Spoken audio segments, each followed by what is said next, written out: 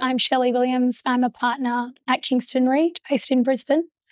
And I'm Katie Sweatman from the Melbourne office of Kingston Reid, and we're excited to talk to you about some quick bites about what's happening in Australia. Yes, this week has been a particularly interesting week in Australia because we have just come off the back of our federal election. And the federal election, of course, in any country is of critical importance from a political, social and commercial perspective, and impacts many of our clients in Australia as well as globally.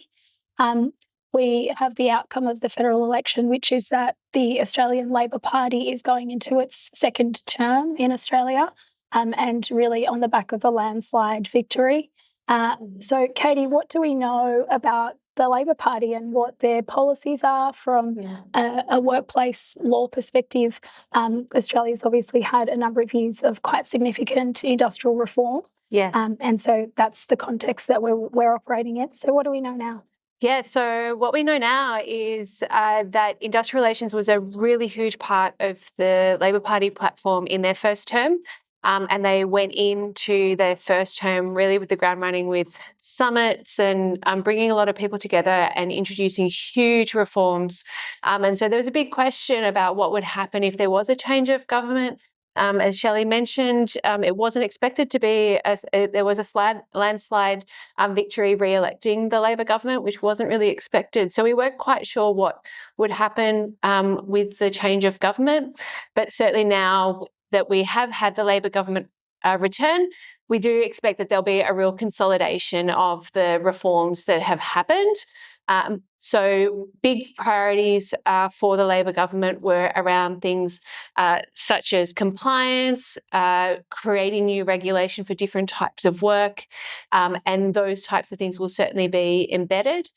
Some of the new things that we'll see that were foreshadowed is around the prohibition of post-employment non-compete restraints. So a lot of the work we've been doing with our Ius Laboris colleagues around the world is looking at contracts and compliance with local Australian operations of their clients in other jurisdictions.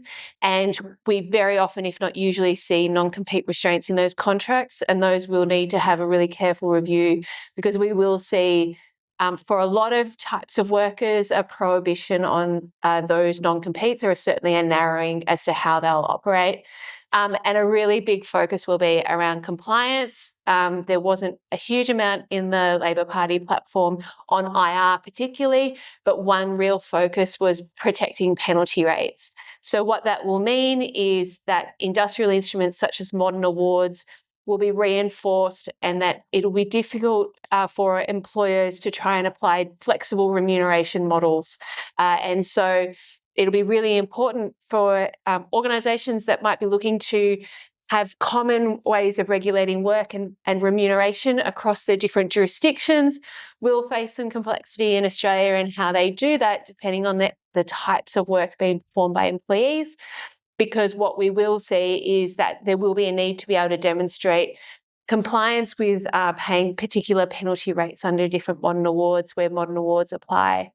So that's going to be a really big focus of ours over the next couple of years. Yes, most definitely. And just picking up on some of those issues that Katie's just touched on, from a restraint of trade perspective, it's important to sort of think about the three different types of restraints. So there's restraints in relation to the use of confidential information.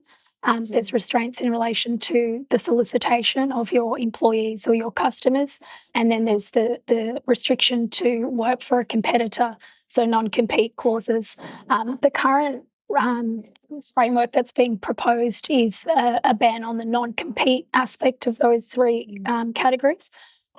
So that's some solace for employers, knowing that it's only going to be the competition aspects of those provisions, but it's important to note that we don't yet know what the provisions are. It's currently just a review that's being undertaken by the government. So we'll obviously keep you across those developments because they will be quite significant in terms of how we work with our colleagues globally in reviewing employment contracts in Australia. Yep. So certainly no resting on our laurels in Australia at the moment.